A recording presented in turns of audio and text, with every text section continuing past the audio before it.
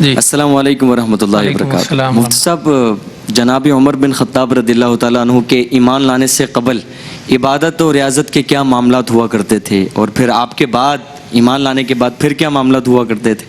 اس حوالے سے آپ کچھ فرمائیں۔ حضرت عمر فاروق رضی اللہ تعالیٰ عنہ 40ویں مومن تھے، اور اس سے پہلے آپ یہ سمجھ لیں کہ جو 4-5 سال کا جو عرصہ ہے وہ دار ارقم اس میں مرکز تھا، اور خفیہ طور پر جو ہے وہ اسلام کو اپنایا جاتا تھا اور عمل کیا جاتا تھا حضور علیہ السلام کی باتوں پر۔ آپ صلی اللہ علیہ وسلم تو ہمیشہ ہی نماز پڑھتے تھے اپنے گھر میں، حضرت مولا کائنات آپ کے ساتھ کھڑے ہوتے تھے، اور تو لیکن یہ ہے کہ حضرت عمر فاروق رضی اللہ تعالیٰ عنہ کے اسلام لانے کے بعد جو ان کا ایک معاشرے کے اندر ایک مقام تھا کہ وہ بہت جرأت کے ساتھ لوگوں کو ڈیل کرتے تھے اور کھلے عام بات کرتے تھے، اس کا بڑا ان کی شخصیت کا بڑا اثر پڑا۔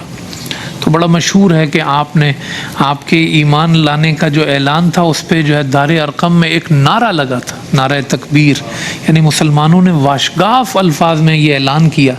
کہ بھئی اب عمر ہمارا ہے، عمر ہمارا ہے۔ تو پھر اس کے بعد جو ہے وہ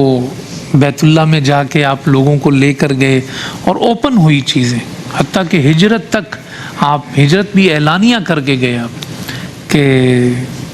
اگر کسی کو اپنی بیوی کو بیوہ کرانا ہے، بچوں کو یتیم کرانا ہے تو میرے سامنے آ جانا۔